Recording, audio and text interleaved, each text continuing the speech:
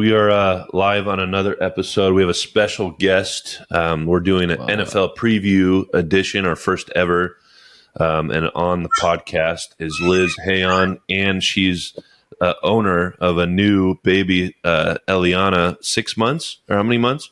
She's almost 4 months. So she's going to be joining us from the left angle of Liz, and Liz has a very viral Instagram called Lock Her Banter.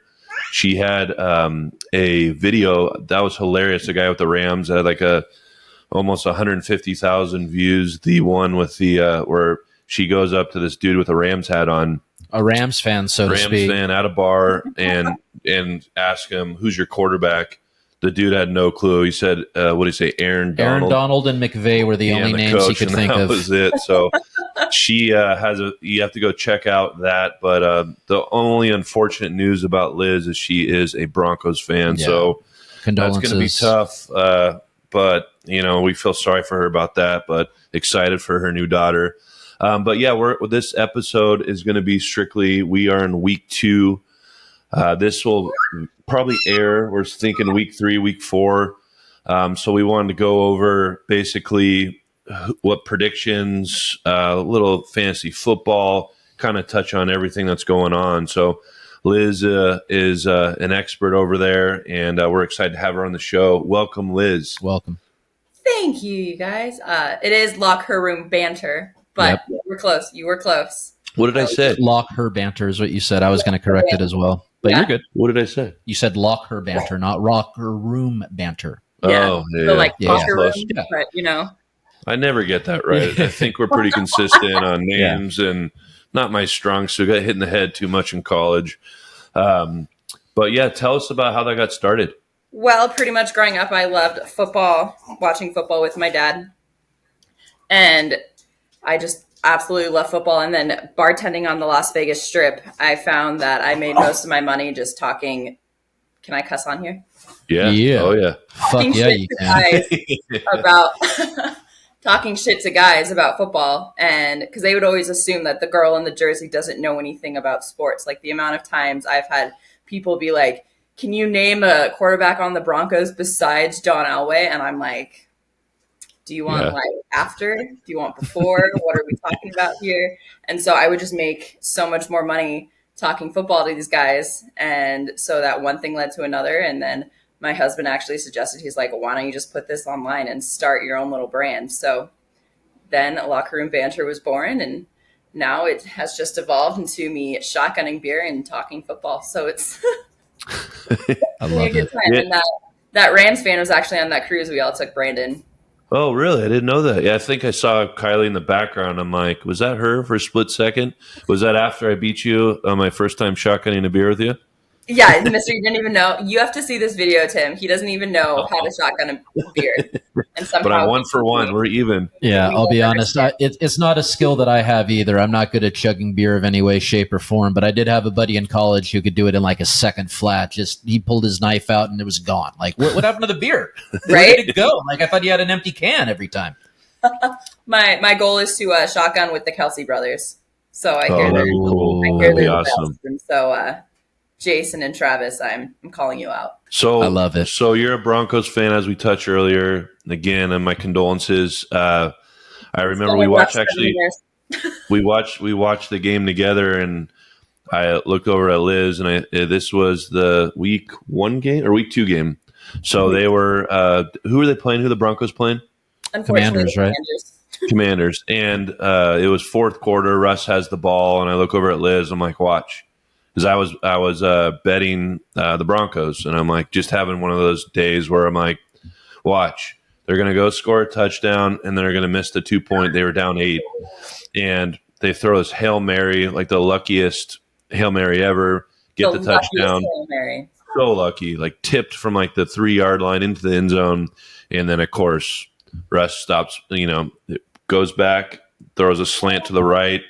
And they dropped the ball, and that was it. And I literally called it. We had one other person call it, but that's how it's been to be a Broncos fan. It's been pretty rough. That is summed up on how to be a Broncos fan since the Super Bowl 50 win.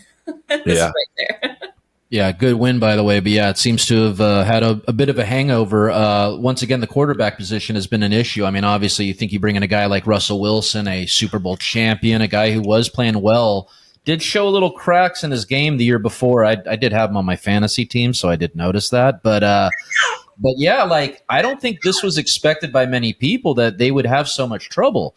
They have a good team around him, but what do you think is the biggest issue on the team? Like, is it the quarterback? Is it the offensive line? Is it the coaching? What do you think is the biggest issue right now with the Broncos? I think we definitely fix it with the coaching. Sean Payton his record speaks for himself, and who he is speaks for himself. So I don't think it's the coaching. I think Russ last year was definitely catered to and favored, which I believe you can't do on a team sport.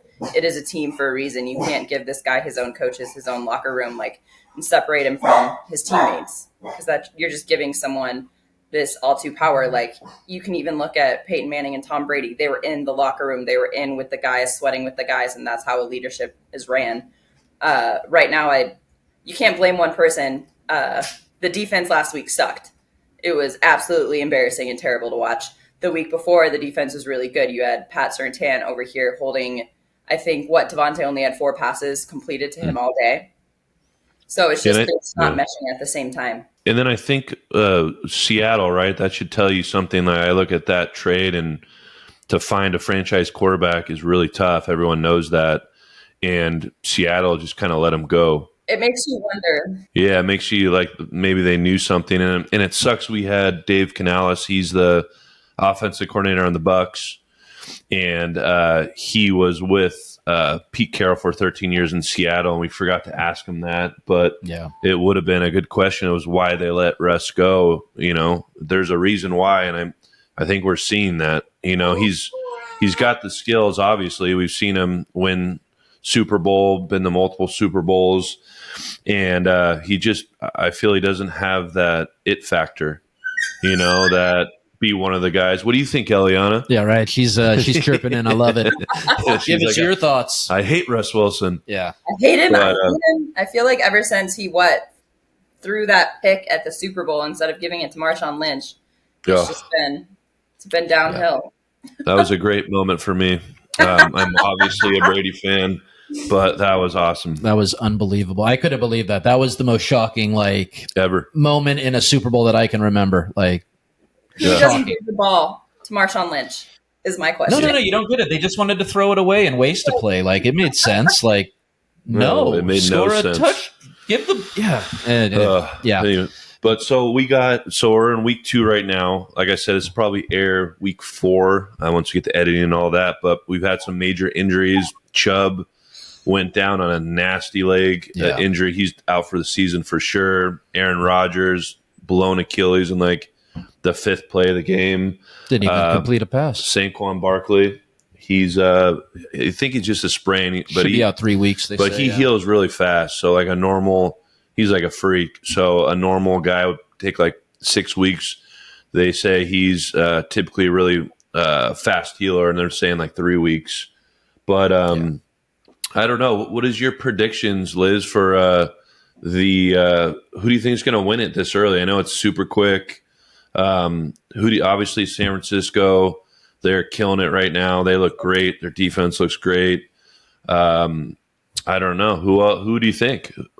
Cowboys look great, unfortunately. I was going to say, unfortunately, you can't argue their defense right now because it's killing it. I don't think there's a better defense in the league right now, which pains me to say because I really don't like the Cowboys. Yeah, but they got good old Zach. I call him Zach.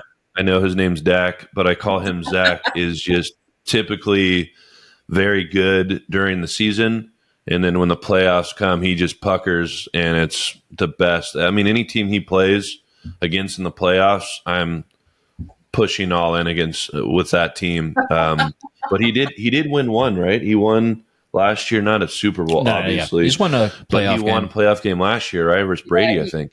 Yeah. Or was it 2 years ago? Yeah. Yeah, it was last year. I believe he beat Brady. But then they played San Francisco next, right? And that was the easiest bet in the history of sports gambling was Zach Prescott versus the 49ers. Yep. So, but who do you think? So we got San Francisco. We got the Cowboys. I feel like you're stupid to not mention the Eagles in this. And then also, if you don't mention the Chiefs, unfortunately, I know they're starting out slow, but if you look back, the Chiefs always kind of start out a little slow. And especially with Kelsey being out for 1 week. Has there been any 0-2 teams that have won the Super Bowl? I know we talked about that earlier. I'm confident there have. I know that what I saw was more about playoffs. I know that 11% of teams that start out 0-2 over the last 30 years make the playoffs. So basically it's almost one every year.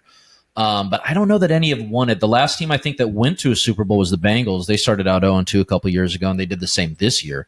But yeah, that's one of those things. Like I'm looking at week 5 where the Niners and the Cowboys face off, and I'm like, okay, whoever wins this game is probably going to have a pretty significant leg up in the NFC.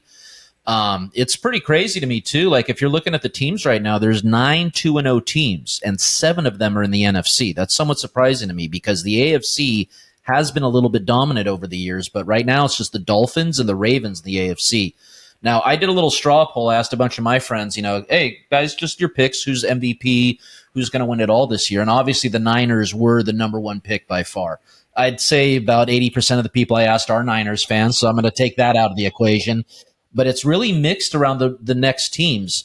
The Eagles are great. The Cowboys look great. But I was shocked no one picked the Chiefs to win it all out of the people that I asked. And it's one of those things that why are they flying under the radar? They're still really, really damn good. When you have Patrick Mahomes at quarterback, anything can happen. They're going to win 10-plus games. They're going to be in the playoffs. That's a team that scares me always. Like you can't pin them down. They find a way to get out of situations. And they're 1-1 right now. It's not like they're 0-2. They didn't have Kelsey the first game.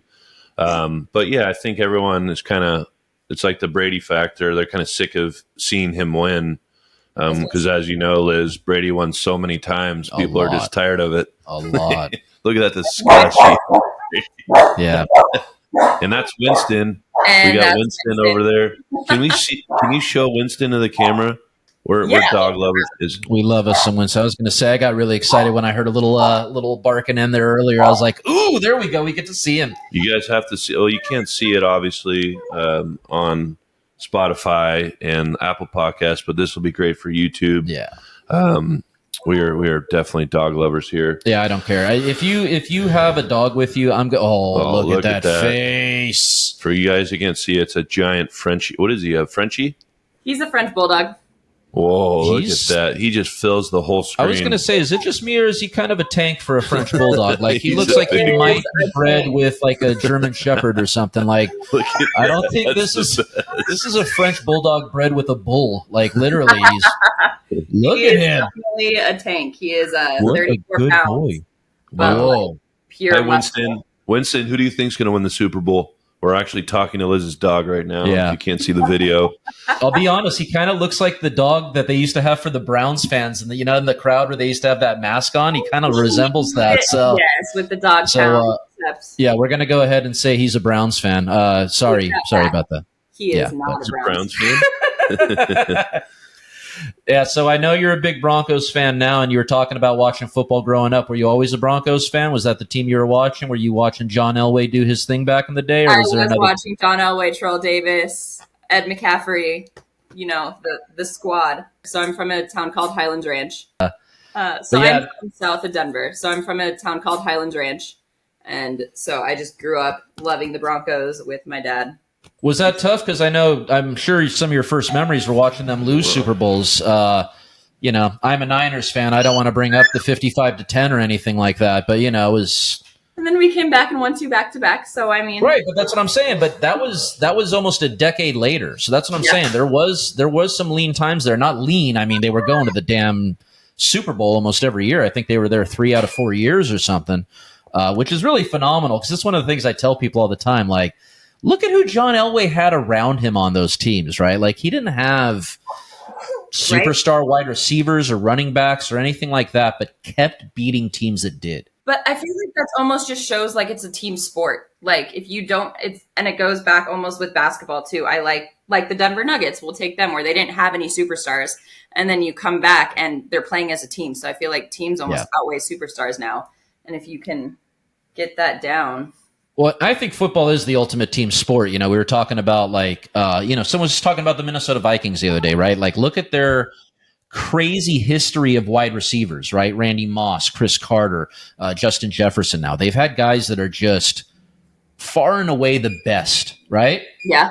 But they haven't won anything with that. Like, it's quarterback obviously is the most important position. You got to build around a quarterback, but it's kind of sad to see like you could have all these weapons and it doesn't mean anything because you got to have a solid defense. You got to have a good line. I'm curious. So like football was one of your sports growing up. Were you ever into like baseball, basketball, other stuff as well? Or was it like football always number one in your heart? I was a very competitive softball player growing up. So okay. As far as sports I played, it was softball. My dad was my coach when I was younger.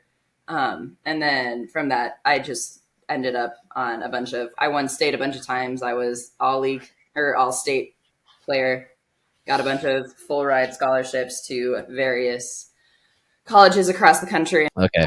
That was Tom Brady at the door. Yeah. He just wanted to say he was better than Peyton Manning. And that's all. He came all the way out here to say that. Yeah. And, gosh, I was just almost laughing at myself a couple of minutes ago. It's not too early. We got up like around early-ish. It's an earlier morning. Early-ish. I almost went to drink my microphone for the record. I almost grabbed this, and I'm like, oh my God. Wait a second. Yeah. They're both black. I'm like, we got the cup here. Our official 2 Bs in a pod cup. Nice. It's available on nice. our Instagram store. But yeah, I literally was just laughing at myself. I went to take almost a sip of my microphone. So sometimes you got to laugh at yourself. The other day I went to drink out of a bottled water. I didn't unscrew the cap. And so we're just crushing. I was just like, oh, like what happened? Did I break it? Is this a magic trick? Oh, there we go. She's on screen, folks. We now have to we have to introduce Eliana. Yeah, how 4 months? 4 months. It'll be 4 months on the 24th. How's your football been with a newborn? It's got to be a little different, right? It is definitely different, but I don't think I've ever enjoyed football games as much, just because she actually will stare at the screen with me. That's awesome. Wow. Love that I have like a future football fan. It would be awesome if she turns into be like a Cowboy fan or a how funny would that be? Raiders. It'll be Raiders fan or Chiefs. The vision she's gonna date like a Cowboys fan or how awful would that be? Her first words will be Patrick Mahomes. That's what my best friend's aiming for.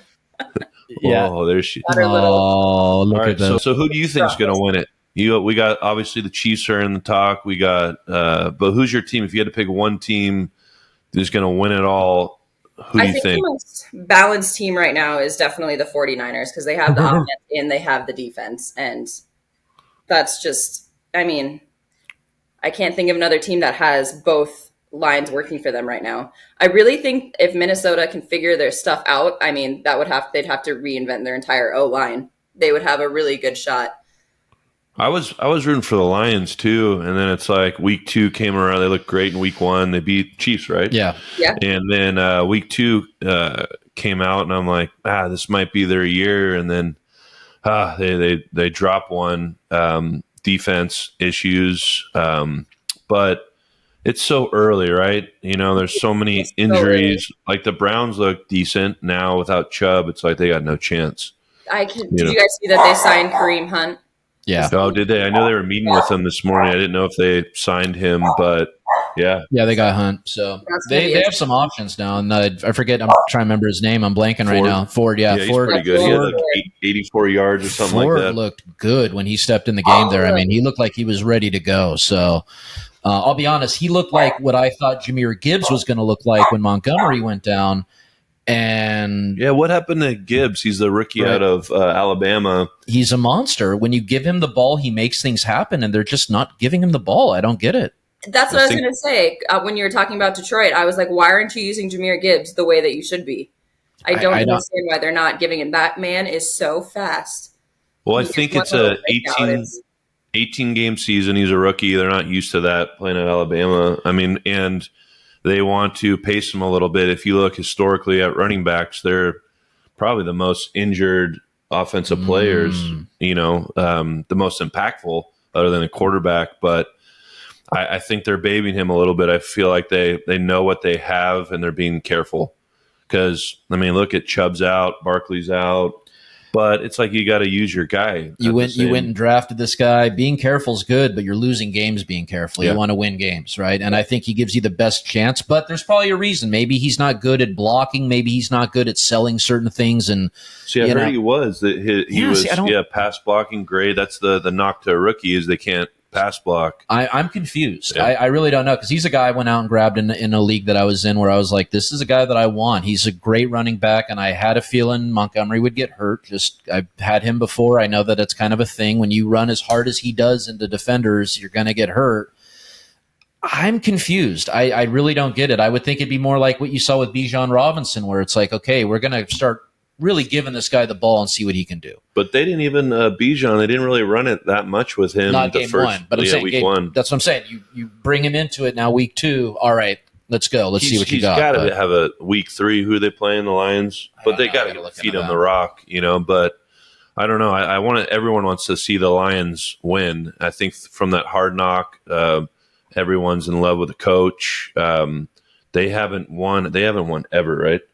No, for a Detroit? long time. Not a Super Bowl. Yeah, so I think everyone's kind of pulling for them.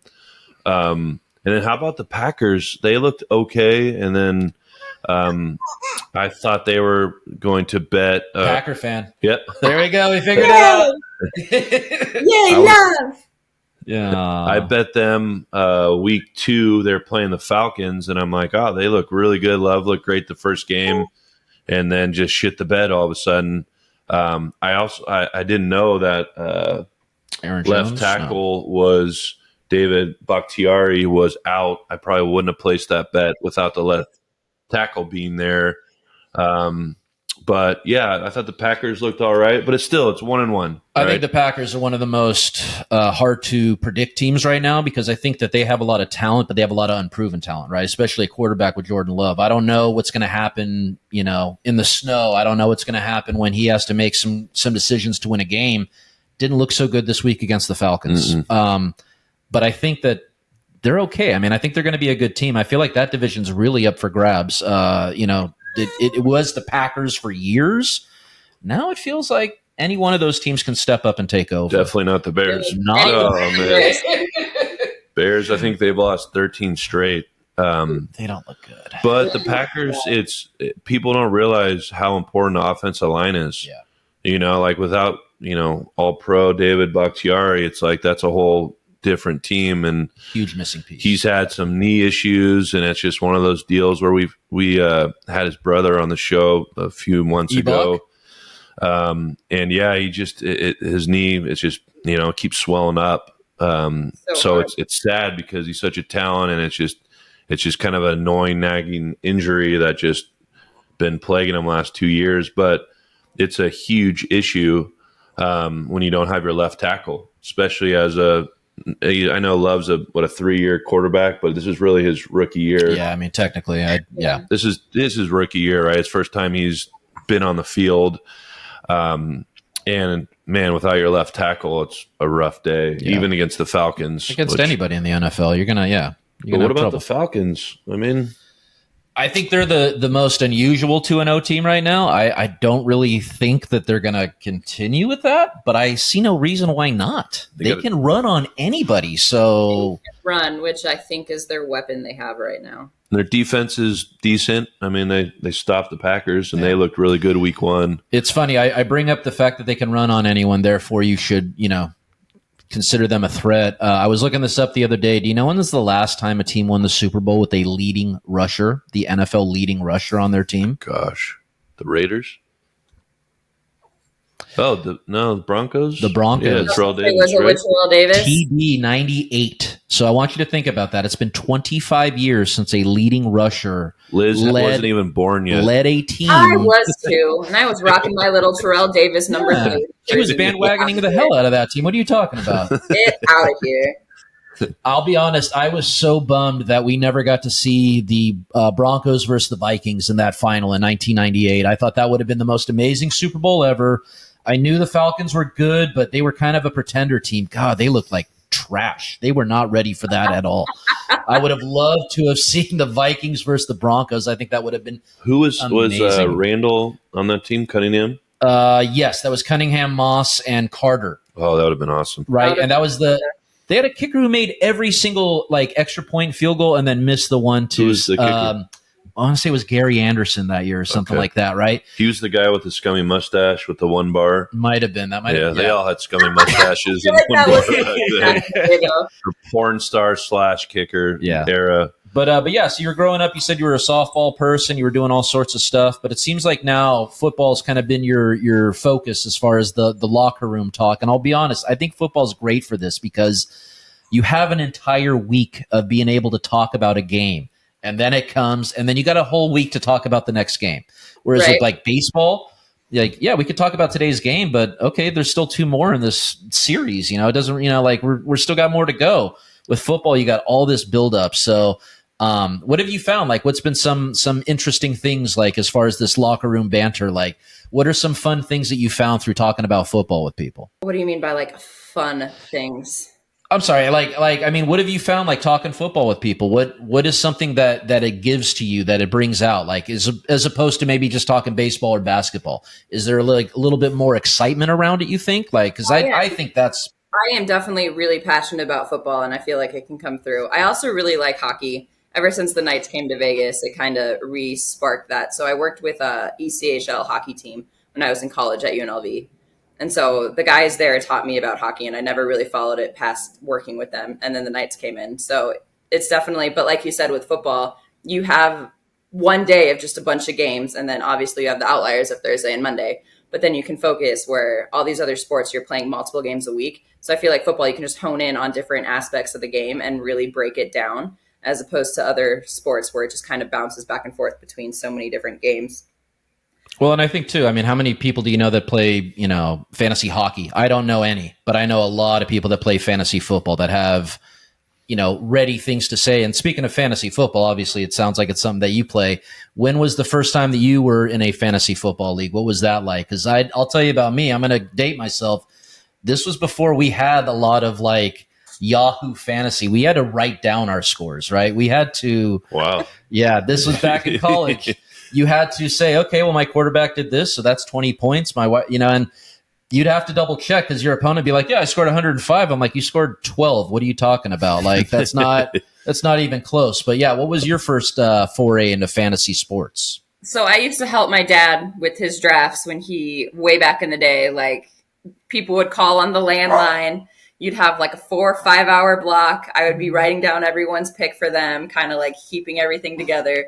And then, so I would always help my dad with that. And there'd be memories of us going out on Sunday. So Mountain West times, game started at 11. We had to be home by 9. If we were not home by 9 and my dad couldn't get his final adjustments in for the picks that week, we wouldn't hear the end of it.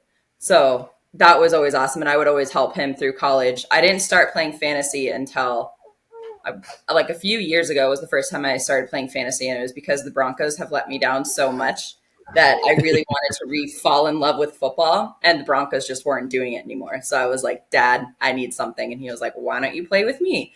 So I ended up winning that year, which. Wow. So you want to make your own team because you're just sick of the Broncos. Yeah. I had to put my own team together, and it definitely brought back a new enjoyment of football that I wasn't getting with our, And the thing about Liz too is she knows her stuff. Those annoying girls that try to act like they love football and they post all this football stuff, and then like you did with that one guy, who's a quarterback or name 3 players or of their team, and they have no idea, right? So Liz, we had a 45-minute talk about fantasy football, and I've always been impressed with her knowledge. But how is that? Because those girls that are just they're like Mrs. Football, and they want to be like the cool girl, but don't know anything. Is that annoying to you as well? Kind of. I do give them the effort because I feel like a bunch of girls are doing it for their significant others. And I think that's awesome. That was one thing that I actually wanted to start doing with Locker Room Banter, is trying to... She wants to be on it. She seconds it. What about me? Is to kind of teach people about football and specifically teach women how to watch football with their significant others, because I feel like it's such a mixed market where you have these guys that are blocking out all day Sunday and their girlfriend, wife, fiance, whatever wants to watch the game with them, but they have no idea what they're watching. So I kind of wanted to do like a baby breakdown of how to watch football. But then I realized that there's a lot of people that just don't know football, which blows my mind, because to me, it's America's sport. Like, I have friends from Scotland that I will text every Sunday, and they are streaming the games in Scotland that I'll watch it with. They also love Tom Brady, was how they felt. So they know greatness. Smart people over there. Yeah. Did you know where Tom Brady's from, by the way? Mattio. Do you know where Tom Brady's from? Northern California, your hometown. It's from this one particular city. I don't know if you've heard of it. San Mateo. Mattio? Have you heard of San Mateo before? It's where so my credentials here, this is where I played high school football. I was telling Brandon, it's kind of crazy. I'm wearing my high school jersey, and it's extraordinarily tight on me. I used to wear pads under this thing. How the hell is this thing tight on me? Don't look at my stomach. I don't know how it hasn't disintegrated being such a long time ago, but it is still here. I pulled it out of the case. What are you talking about? It's in pristine condition. It also didn't see a lot of playing time, so it hasn't had a lot of scuffs on it. But let's be real. Good. That jersey's looking good for Let's be real. That's what I'm saying. This looks brand spanking new. The back's pretty beat up, but the front looks good. So. Tim and I actually played high school football together, so gosh, I don't even want to date how many years it's been, but probably like 50 years. Yeah. But yeah, that's how far we go back together. So, all right. So we got fantasy. Who is your first pick? Because I know that's what we talked about, right? Like in the beginning of the season, was it Justin Jefferson or Jamar Chase? And I think you picked Justin Jefferson. Was right now an amazing move.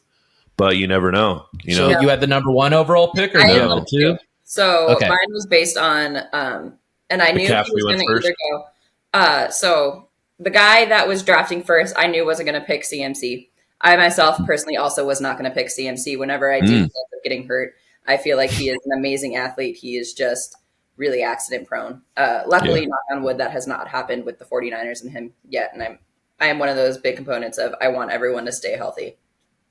So right in my head, it was either going to be Jamar Chase or Justin Jefferson. I had it in my head that it was going to be Jamar Chase because I could not see this guy passing up JJ. And then all of a sudden, that pick went through, and it was Jamar Chase, and I got a little excited. Like that's you picked Jamar Chase 1? Yeah, he went Chase. I would think Tyreek. If I'm not going to take Justin Jefferson, I'm taking Tyreek Hill.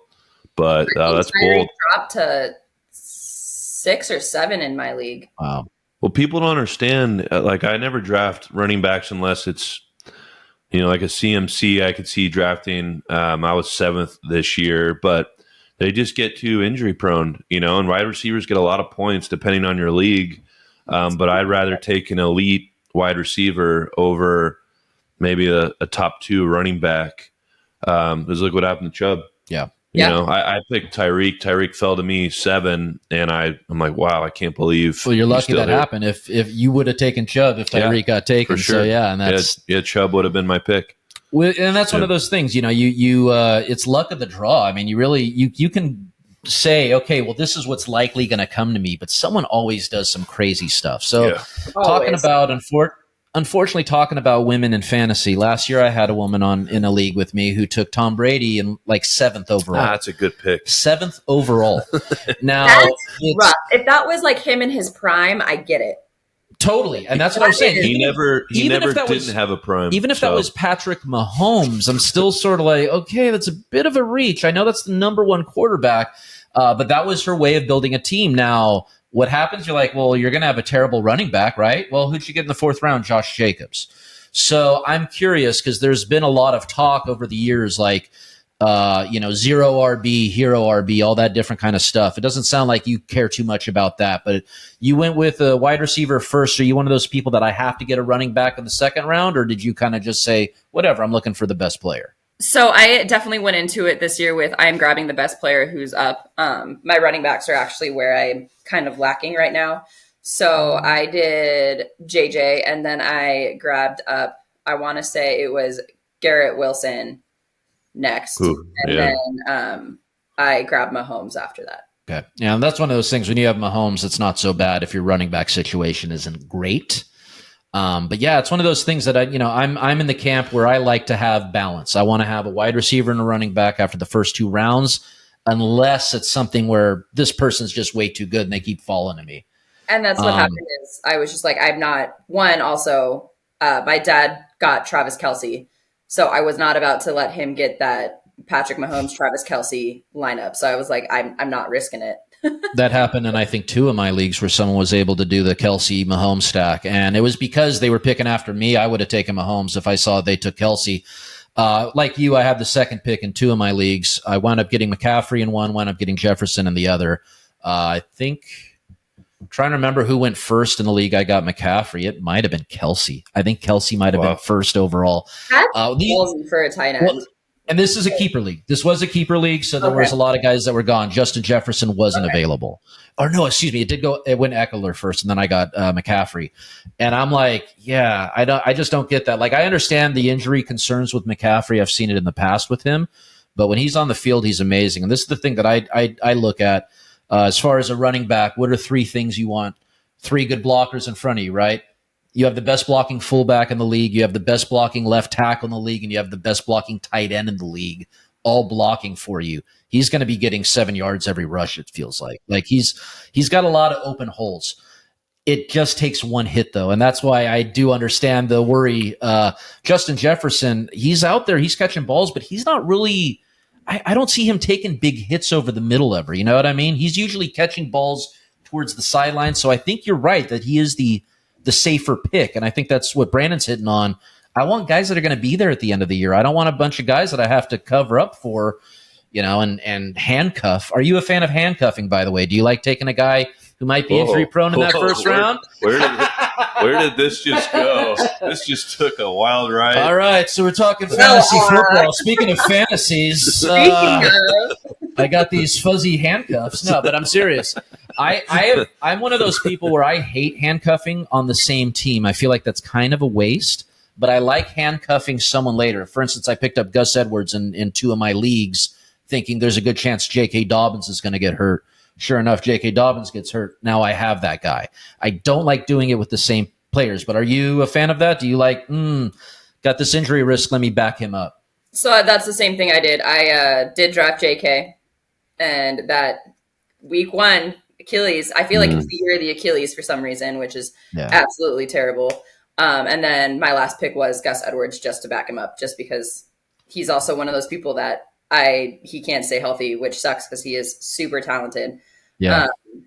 I don't really stay too much with people on the same team outside. Now I do have Justice Hall and I do have Gus Edwards just because I didn't know how that was going to play out with the replacement of J.K. Dobbins. But other than that, I tend to stay away from people on the same team or the same position on the same team. My dad, however, is super for that. So he likes to having his players backed up, which can be good.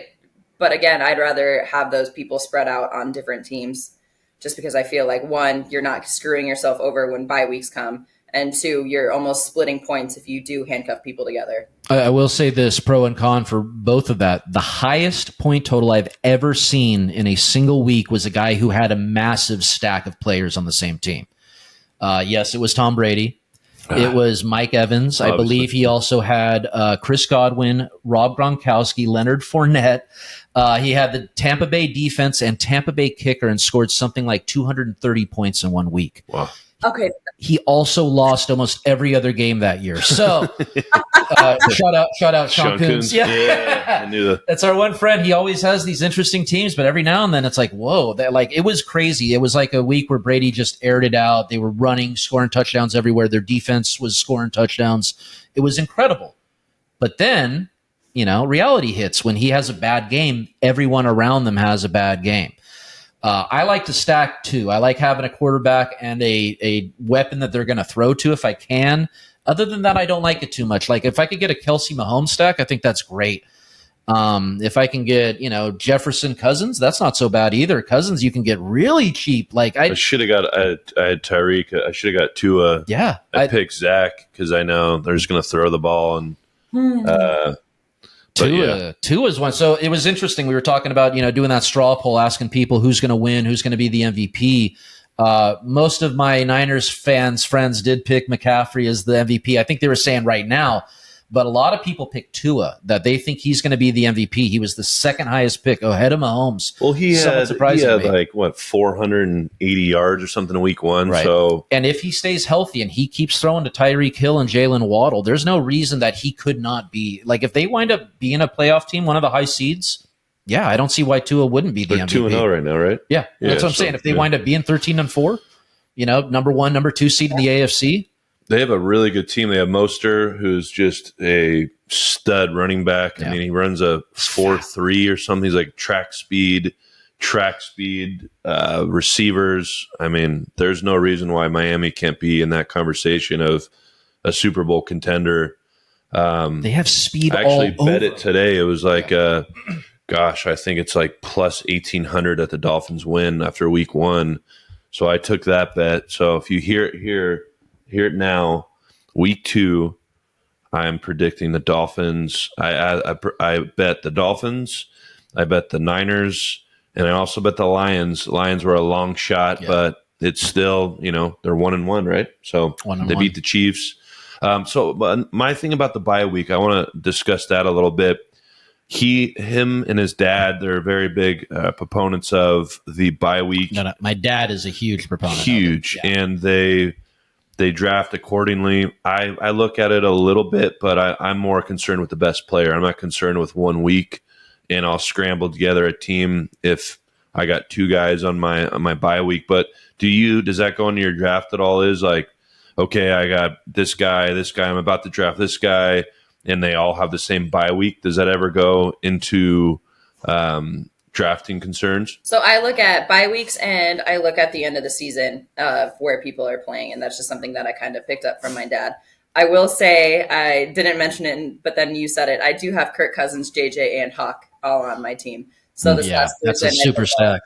I went into Sunday with, I think, 97 points on the board from 3 players, which was amazing. And my dad was like, "Why'd you pick Kirk Cousins?" And I was like, "Well, if he's throwing to the number 1 wide receiver, why would you not?"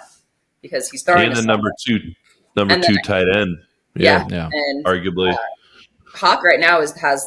I mean, it's only been 2 weeks, but Hawk right now is leading tight ends, which is awesome.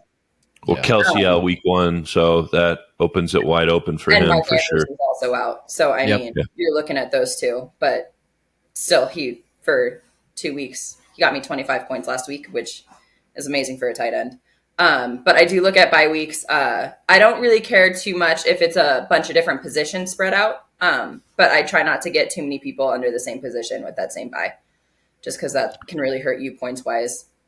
So my league does a points trophy, and then they do like a Super Bowl trophy. So I am looking at things 2 different ways on how they break. I like that. I do too, because I've gotten the number 1 points a few times, and I know when I have the most points, I'm guaranteed to lose in the first round. It's like, it's one of those things in our league. We've been playing how many years? 20 years. Is our 20th year together. Guys we all grew up with, and my dad and his dad, and that's the problem. I know when I have a beast team and everyone's going off, I guarantee I'm like, oh, I have the most points. It happened again last year, I think. Oh, who'd you lose to in the playoffs last year? To him, so I have to hear about it all day. Who won it last year? Oh, yeah, me. But who had the most points? Who had the most points? I did. And who won when it mattered? Oh, yeah.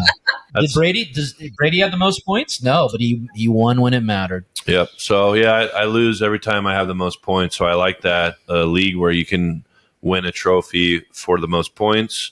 And if you get sucked out in the playoffs like I did with this guy, it happens. I commissioned a fantasy baseball league, and we added a bunch of side bets this year. And one of that was a provision that if you're the number 1 seed going into the playoffs, you get a bonus, like it was $50 or something like that. I like that. And I was that number 1 seed, and I got my ass stomped in the first round, of course. Amazing.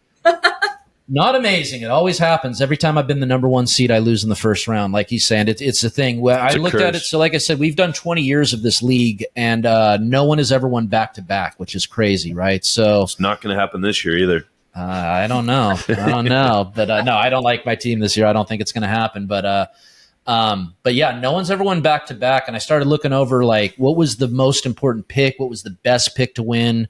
Because it's one of those things, I don't know about you, like, so this is a 10-team league. A lot of times I like being at the 2 or the 9 position. I don't like being all the way at the end, but I like being near the end. So you can kind of gauge what you're doing, see what that person at the end has. Okay, they have 2 quarterbacks, so I could go ahead and wait on my quarterback next round. I would think like the number 9 is a really good spot to draft from. No one's ever won drafting from the 9 position in our league. So I'm like, well, that's kind of crazy. The number 1 was big, the number 1 pick. But we're talking about when you got LaDainian Tomlinson back in the day, that was the number 1 pick, you won, like just automatically, or Priest Holmes. So that was a different thing. But I've seen a lot of things over the years. Now, going back to the buy talk, like I did used to be kind of a bigger proponent on it. My big thing is like you, I don't like having 3 at the same position with the same buy. Yeah. I don't care if my number 1 and my number 2 have the same buy, as long as I got 2 guys that can back them up. But the only other thing that I tend to look at, one thing that I do is I don't like having to pick up a kicker and a defense in the same week. I don't like having to do that. So I have to drop 2 players, or I have to drop my kicker or my defense for that. So I do like having my kicker and defense to have different buys. So that way I can drop a defense, pick that one up, or I can keep my, like I have the Saints defense. That's the one team that I wanted to get in every league. I think that they just have such an easy schedule as far as who they're playing. And so I wanted that, right? But I don't want to drop them at any point in time. When they have a bye, I don't want to drop them for, another team. Someone sneaks in and grabs my Saints, because once again, they have a good end of the year, who they're facing.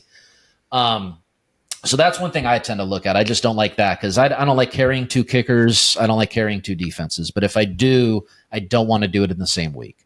But yeah, so you said you won your first year that you've played. You've done it a few years. Are you in any other leagues or just the one?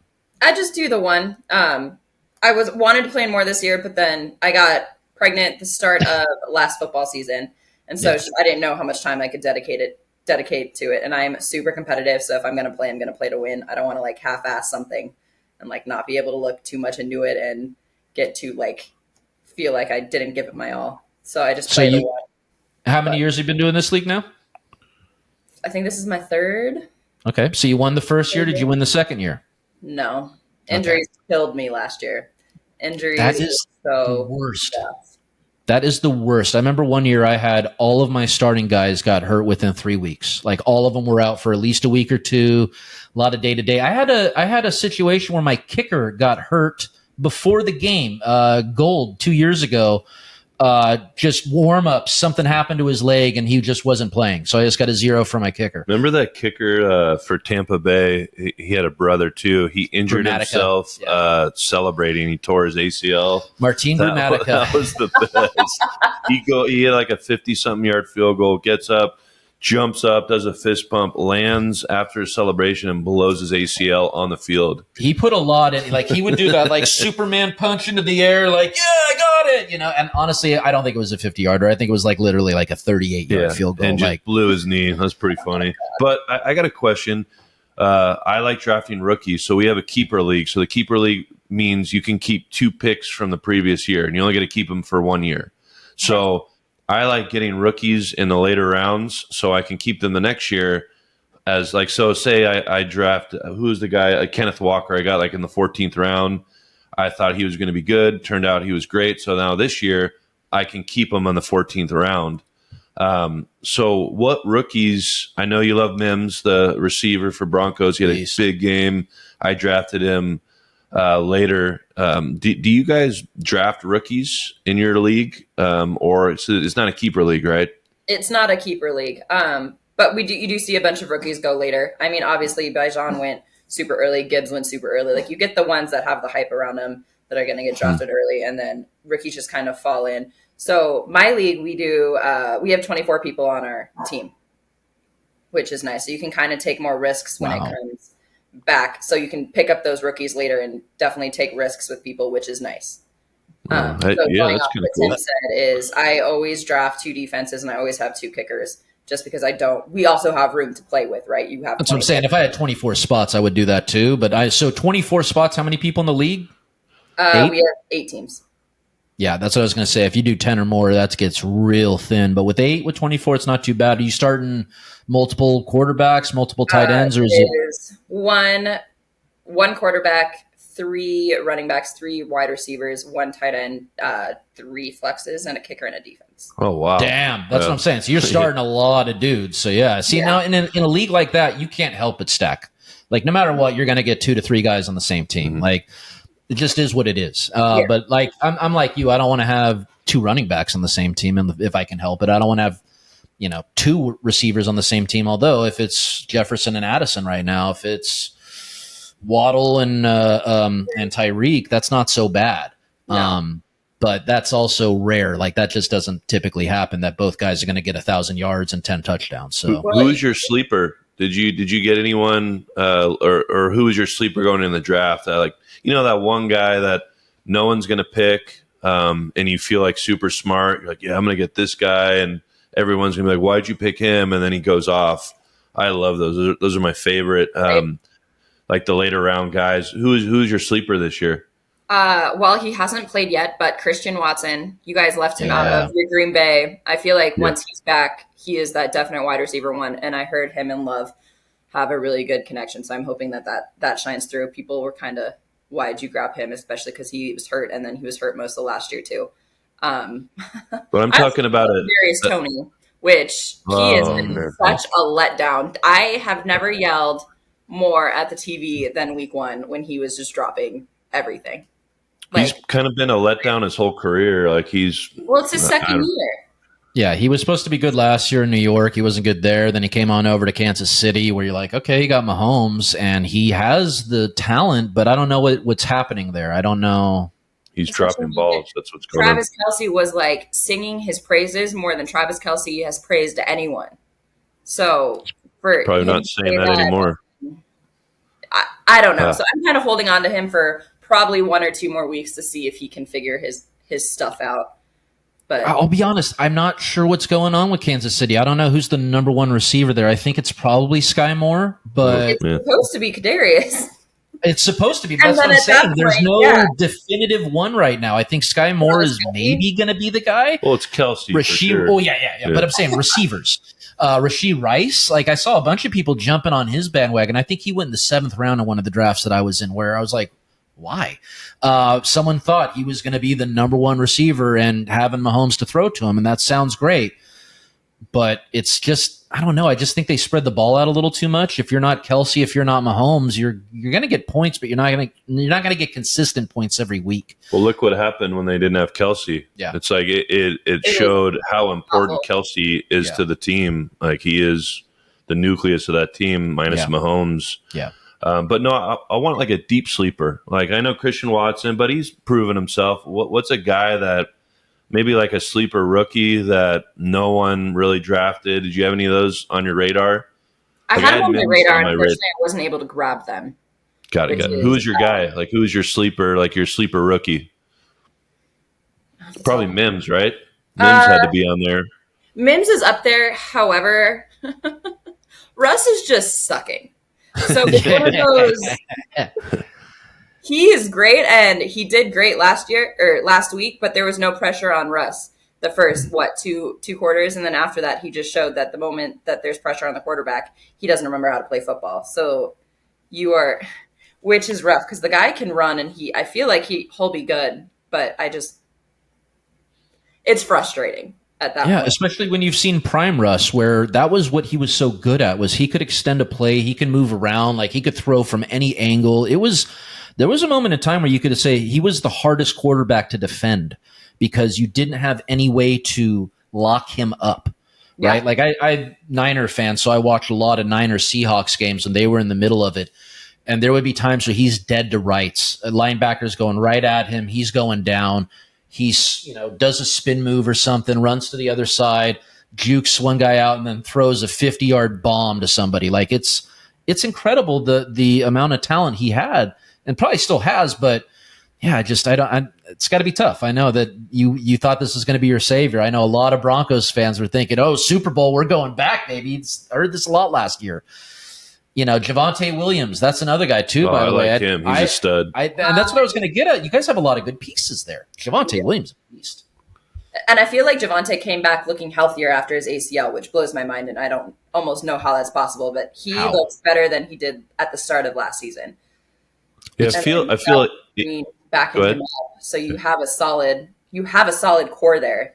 Yeah. I feel like the ACL surgeries have gotten so much better now. I feel like it almost strengthens people's knees. 10 years ago, you'd be done.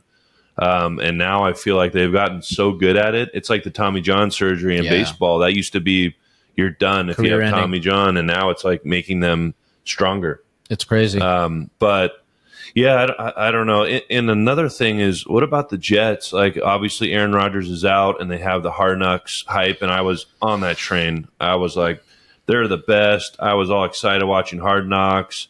I was, listening to their songs they had in pregame in my car. I'm like, the Jets it's going to be so fun to watch them.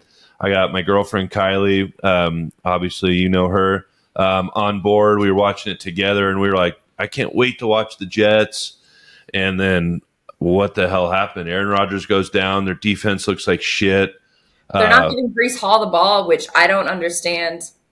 That kills it. And then they're just like, oh, here, Dalvin Cook, let's give it to you and fumble it. But Dalvin Cook's kind of he's a stud. He looked really bad last week. But I thought their defense was so good that even with Zach Wilson as their quarterback, they were going to be competitive, and they are not. Like, there's something just he doesn't have it. Whatever, like the Russell Wilson, like he lost it. That X factor, that decision making. I feel as a quarterback, you have to have that it factor, and you got to be a genius too. Like the NFL offensive playbooks are insane. Like my one in college is probably like a fourth of what these NFL ones are, and it took me a year to understand, half of it. So I don't know if it's mentally Zach Wilson.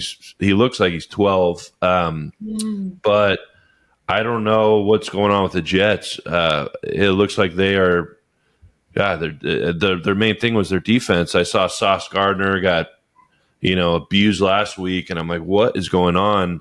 What do you think is going on with the Jets? It's hard to watch. I mean, it's a sad season already. The Hard Knocks curse, but here it is again, and it sucks because, like I said, I picked up Garrett Wilson super early. I think it was my second or third pick, where I was like, yes, Aaron Rodgers, Garrett Wilson's going to be beautiful. He's going to come out of nowhere and finally have the year that this guy should have.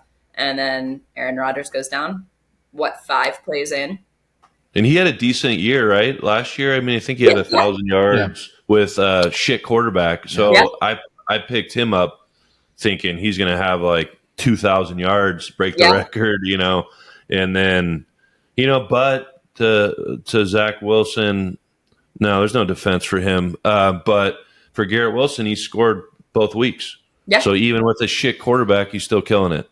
But I mean, that just shows the talent of the player too. Like you have to have someone that can throw the ball. Yes. And it also comes down to, I feel like with quarterbacks now, you don't have the Peyton Mannings, you don't have the Tom Brady's where they can pick apart defenses with just looking at them. Yes, you get people that can still read defense as well, but you don't have the Peyton brain, you don't have the Tom brain, which I almost feel like is lacking a little bit in quarterbacks now because they are more concerned about running the ball sometimes than picking apart a defense. Which I feel Peyton like and Tom new wave of quarterbacks that are coming out. Peyton and Tom. They were geniuses. They could pick apart defenses. They knew the offense so well. They were offensive coordinators on the field. Yeah, like, general managers in the back off. I mean, they were everything. And it's you got to be a genius to play a quarterback and to do it well. And then a team we kind of touched on a little bit was the Bengals. It's like, what the hell is going on with the Bengals? I know Burrow was hurt during camp, so I don't think he missed those last few weeks of camp. But Jamar Chase looks terrible. Joe Burrow looks terrible. But again, it's 0-2. It's week 2. They're 0-2. I wouldn't count them out too. They've been proven winners, but it's really rough to watch them last 2 weeks. So the Bengals is actually my favorite wide receiver core. So you got Jamar Chase, T. Higgins, and Tyler Boyd. All three of those, I mean, T. Higgins and Jamar Chase are definitely wide receiver 1 on any team you put them on. Tyler Boyd is definitely a wide receiver 2 on any team you put him on. So you get all three of them together, there's no reason that they should be performing the way they are. I definitely think Burrow going out, he got hurt the second day of camp. So this guy missed all of preseason, and then he's coming in, and for some, I don't know what Jamar Chase's thing is, because him and JJ are really good friends, and they were both having like the playful banter of like who's going to be wide receiver 1. And Jamar Chase came out this year saying like it's his year. Yeah. What happened, Jamar? He didn't have 4 yards the first game. Like, he didn't even have a point. There was a lot of hype. It was one of those things, too, because I was looking at it having the number 2 pick in a couple spots where, all right, I'm looking at basically 3 players, McCaffrey, Jefferson, and Chase. I'm going to get one of them. And I kept having to have this discussion between Chase and Jefferson. Who do I like better? And a lot of times the tiebreaker is who's got the better quarterback. Well, I do think Burrow is the better quarterback, but like I say, there's something about that situation where I felt way more confident with Jefferson. I was willing to push it all in on him. My thing is, I don't usually like going for the guy that had the number 1 year the year before. He's clearly going to recede a little bit. You know what I mean? It's just rare that a guy has a 2,000-yard season and follows it up with a 1,500-yard season. It just doesn't happen typically. Like with running backs and. Yeah, but that's what I'm saying. So it's like I don't know, but to me, Jefferson is clearly the number 1 wide receiver. I don't think it's Hill. Hill is the only other person who I think is in that same category of completely unguardable. I don't know how you defend against Tyreek Hill. And we were talking about the Dolphins. I saw somewhere they had 4 guys that ran a sub 4.340. Mm-hmm. They had 4 track stars, and they were talking about that. Like, who's the fastest? So you're like, oh, well, he had the fastest time in high school, so he's kind of got the bragging rights, and like all these dudes. And I'm just like, how do you defend that? A very fast team. How do you deal with a team that is that fast? Like, well, why Justin Jefferson's the pick? Obviously, it's easy to say now because Jefferson's crushing it. Jamar's had a couple bad weeks, but why I like Justin Jefferson? He plays in a dome, so that's a big advantage. Cold weather, Cincinnati, it's snowing, it's shit weather. Half the year.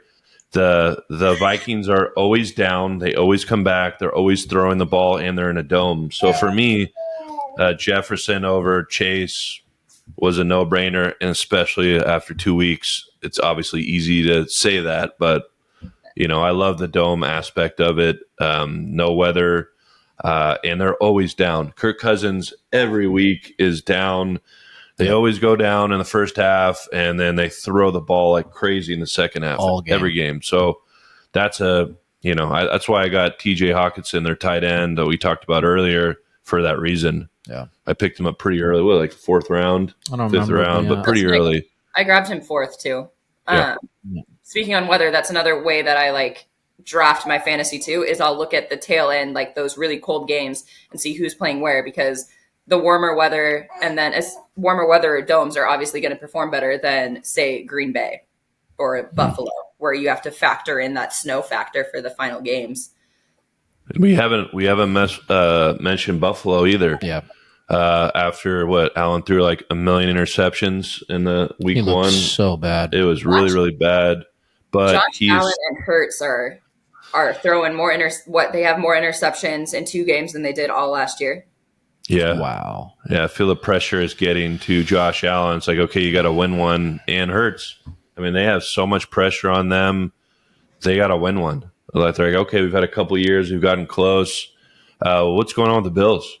Like, I mean, Josh Allen's throwing, Russell Wilson type interceptions. Yeah. Right. I don't understand it. Yeah, he shouldn't be throwing those. And he knows it. After his press conference afterward, he's just like, I don't know what I'm doing. It's my fault. And I think it's a mental thing. As we mentioned before, being a quarterback in the NFL is there's a huge mental aspect of it. And he doesn't have that right now. He is throwing balls that just aren't there. And I don't know what he's doing, but it looks really bad. And it sucks because he's throwing to Stephon Diggs and Gabe Davis. Like, these are two really good wide receivers. It's hard to watch, and you see this top talent just kind of. I feel like Josh Allen should hopefully figure something out. I know everyone's talking crap about Stephon Diggs right now, but you can't deny that dude's talent. So, yeah, insanely talented. But that's one thing I tried to avoid. I wound up drafting Josh Allen. I didn't mean to. It was one of those things where I'm just like, crap, he's there. I got to take a quarterback. And I took him. Oh, so and I'm like, crap, I forgot I don't like him because at the end of the year in Buffalo, they're in the snow. And I almost traded to stack him and Diggs, and I said, no, you know what? I don't want that because I don't want to rely on both of them late in the season. I could rely on one of them, but not both, because then I have other guys to worry about. But he runs the ball. I mean, even in the snow. That's what I'm saying. Allen could do a lot of things. Yeah, when he's on, he's top 3 fantasy quarterback for sure. Like, he can run the ball. Even in the snow, I watched him last year. It was blizzard, and of course, I bet the under on Josh Allen because it's like a snowstorm, and it was like the under was he had to throw for under 243 yards, and he threw in a blizzard like 290 yards or whatever it was. I'm like, you got to be kidding me! Yeah. But that shows. And these guys it's like Brady. They when Brady played in New England, they know how to play with the snow. Aaron Rodgers knows how to play in the snow. But Josh Allen, I mean, again, like we've said over and over, it's week 2.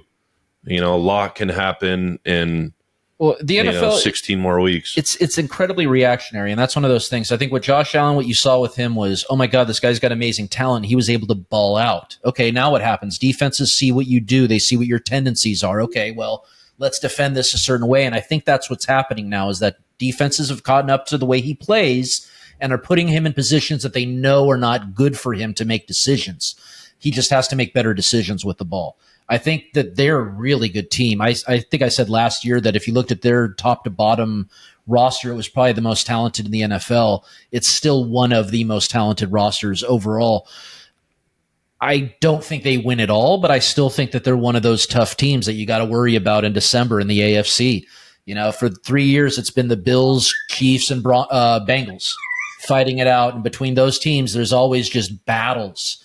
And I don't think you can count him out. But, yeah, Josh Allen's got to figure something out. He's just got to be smarter with the ball.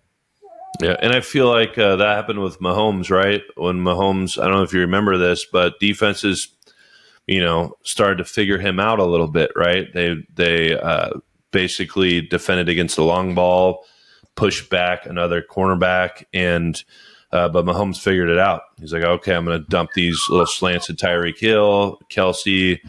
We're still waiting for Josh Allen to figure it out. That's why Mahomes is so great. He'll just find a way to beat you. If it's not the long ball, he's just going to throw underneath coverage or run the ball.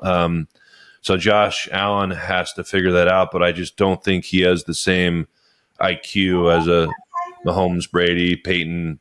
And I don't know if you can teach that. That's the tough part, so I don't know.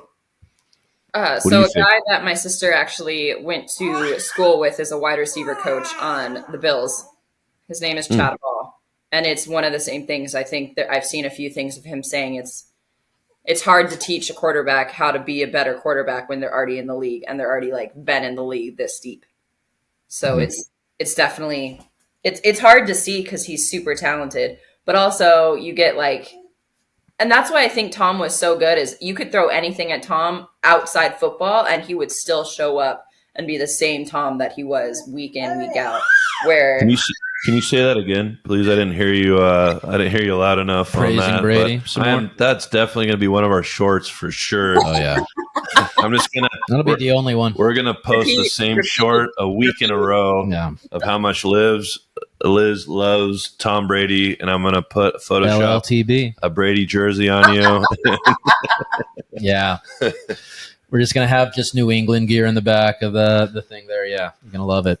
So growing up, I hated Tom Brady because of the Broncos. So it was always Broncos, Patriots. We're going back and forth 1 and 2 in the AFC every single year. And it was always those games that I would look forward to watching. And then in the recent years, I've just taken a step back. And I think it's when I started playing fantasy football that I really, truly appreciated Tom Brady as a player. Some of my friends back home are gonna hate the fact that I'm even saying that. But if you like football, you have to like Tom Brady. Do you have to like blame him? No. But what that man did for the sport and how long he played and was able to stay healthy and the conditioning that he put his body through to play as long as he did, I just think says wonders for that man.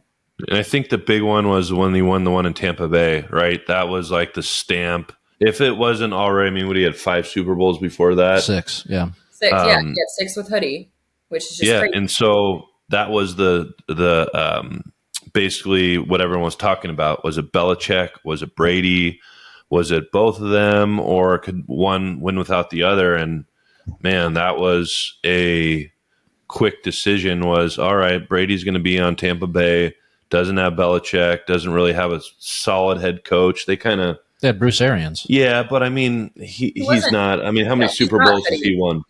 He's not. And I'm saying he was a good coach. I wouldn't say he's a great coach. They didn't have like the Broncos coaches in the last few years or anything like that. Oh my God, the curse of the Broncos coaches. Don't even. But once Tom won that one, it was like everyone, even if you hated Brady, you're like, wow, this is unbelievable what this man's done. I'm going to go before that. I think it was the one against Atlanta when you're down. What was it, 28-3, and you come back and win? Like, okay, no matter what you say, this guy's a monster. Like, there's not any other quarterback that's doing that. But everyone thought it was Belichick, though. A lot of people were like, it was the offense he was running. It was, but that was his criticism. Everyone talked about it. This is the big reason why, because he never won with a bad defense. Yeah. When you have that defense around you, then you can point to, well, they're a well coached team.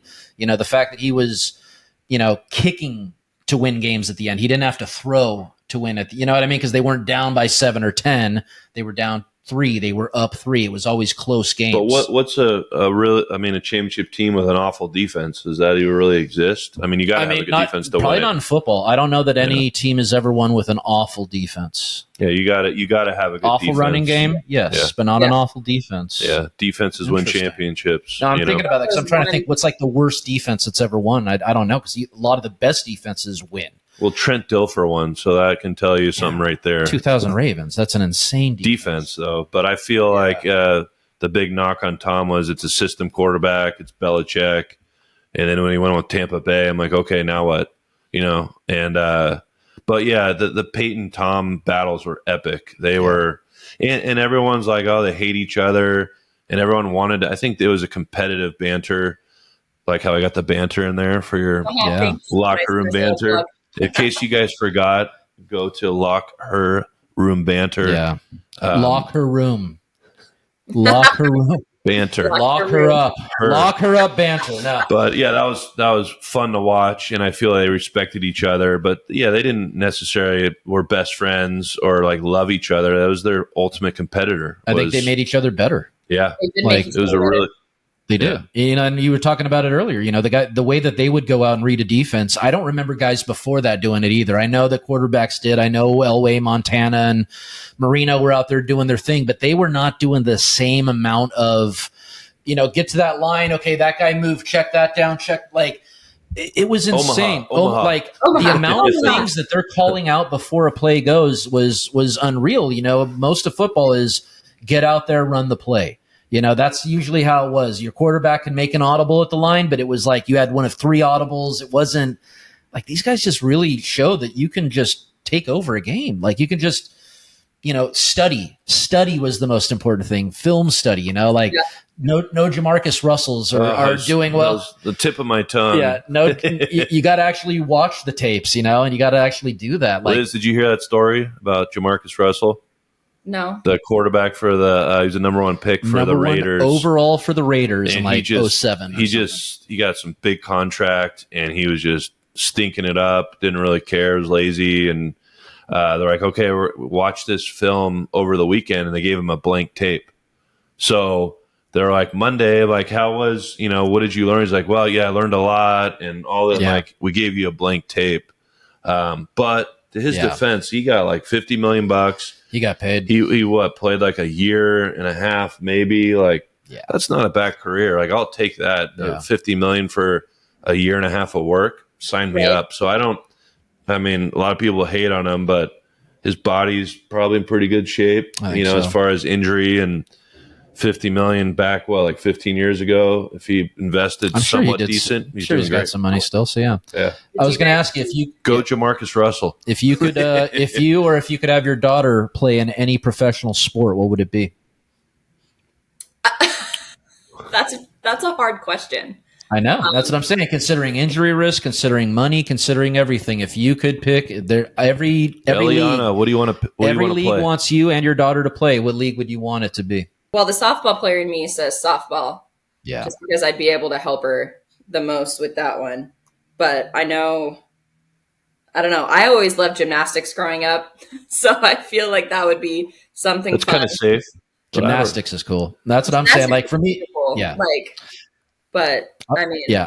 She's definitely watching football with me, but I'm not one of those people that are going to be like, oh my God, my daughter's going to play in the NFL. Like, yeah, right. No, but that's what I'm saying. She wants to play on a powder puff team, full tackle. Are you all for it or no? Oh yeah. I'm going to teach her how to tackle her little heart out. Whatever this girl wants to do, she's going to be good at. Did you guys see the Tyreek interview where he says he doesn't watch tapes? Yeah. Film? Really?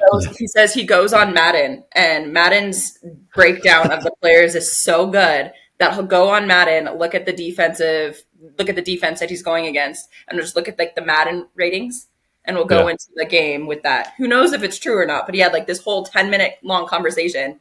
I believe him. He doesn't watch film. Well, he's predicting 2,000 yards. That is his prediction, which with an 18-game season, 17. I thought it's 18. No, 17. That's very possible, right? I just hope Tua stays healthy, because that man is unfortunately one really hard concussion away from not playing again.